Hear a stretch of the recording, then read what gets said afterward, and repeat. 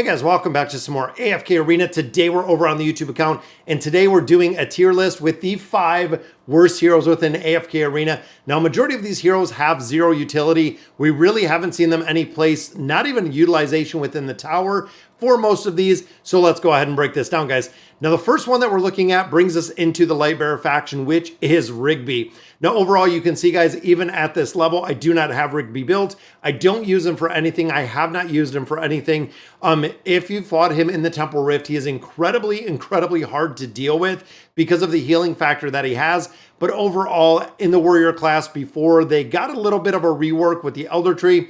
Rigby was a hero that most heroes, if not anybody, does not utilize. We did not see him in PvP. He hasn't been in any other game modes, even since the release, guys.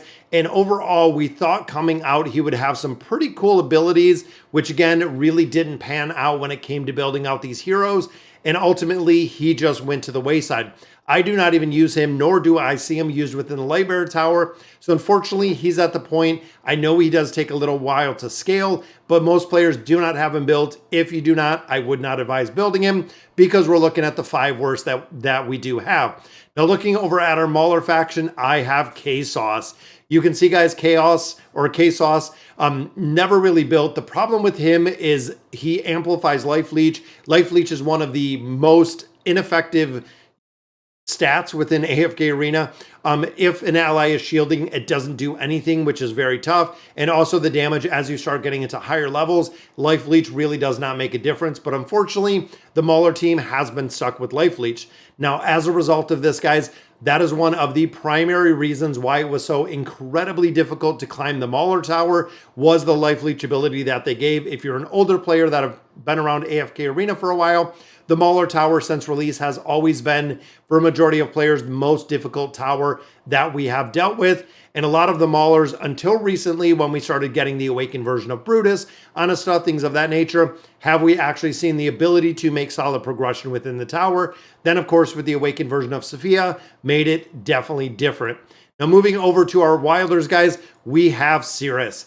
Now, overall, Cirrus had a slight, probably maybe a weak resurgent when they came out with the signature items for these heroes because it increased his health. But unfortunately, the power creep has taken him over. He, again, design-wise seemed pretty good. I remember nobody was even using him till the signature item came out. When signature items were released in AFK Arena, this spot used to actually say coming soon. So you didn't have the ability.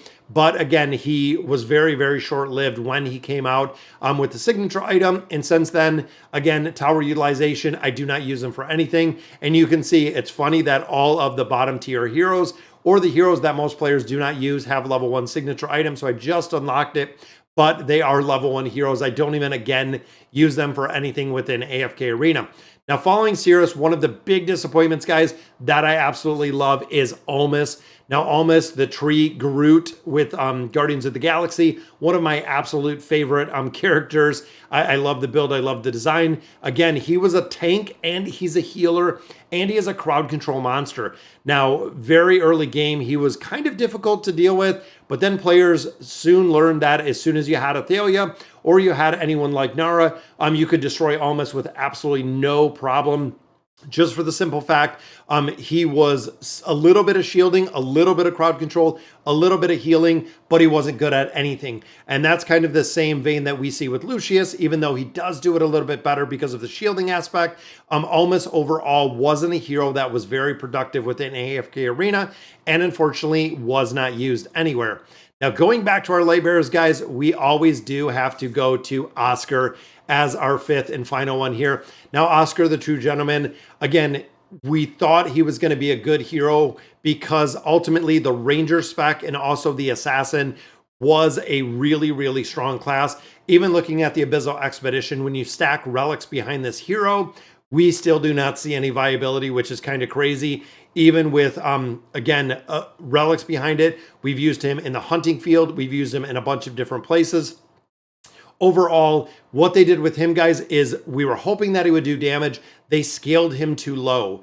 So when you look at his skills and abilities, the abilities were far too low to actually be effective. The duration extension, again, he did a little bit of AoE damage right here, but ultimately, if they scaled him higher, we would have seen a much more viable hero. But even looking at a lot of his abilities, and this is again what we've seen with some heroes that kind of really underperformed, is when the hero was released, it looks good on paper, but then when you look at the cap of where the damage is or where the scaling is, it's not high enough to be effective. Now, we've seen the opposite of that when we actually got Sonya. When Sonya was released, she was scaled incredibly too high, resulting in her being broken, which they nerfed her right off the bat.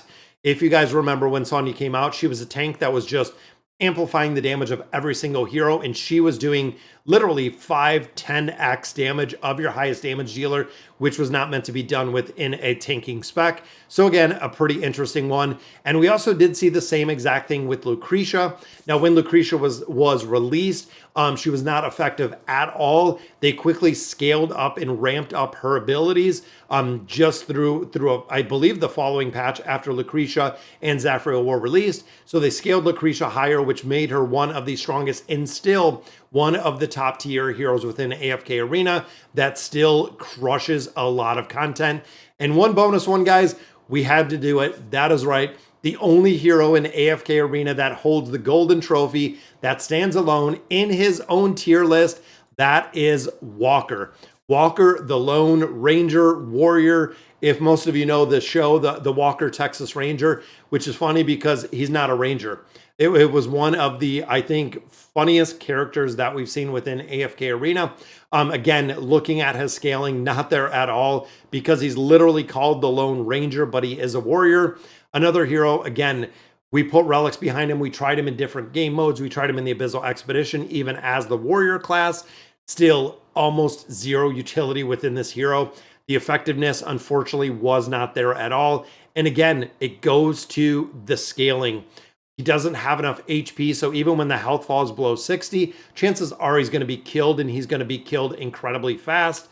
And again, his damage wasn't enough. They stacked the crit, and you can see here on the signature item, critical rating, critical rating, critical rating, critical strike. So that makes for a strong hero. That makes for a very, very solid hero. But then when you look over at the skills and abilities, this was so low that it was kind of crazy, guys. Where you look at some of the heroes that are 100, 200, 300, 500, whatever it may be, dealing 80% to the damage, and right there, it deals an additional 70% AoE damage to near enemies. They nerfed this into the ground. This is another hero that if this scaling was much higher, like instead of 80% damage to the enemies, it was 180, would have been an entirely different game and an entirely different tier list when it came to the Lone Ranger. But overall, guys, he is still the Walker tier, the only one that sits by himself alone. And unfortunately, he is going to stay there forever. I don't see them, and a lot of players were kind of playing around if they made the Awakened version of Walker, made him a Ranger, and just made him insanely powerful. I don't even know if I build him just on the general principle of them making such a bad hero. So, all right, guys, that'll do it for today's video. Hope you guys had fun with it. Let me know in the comments what you guys think, and as always, thank you guys for watching.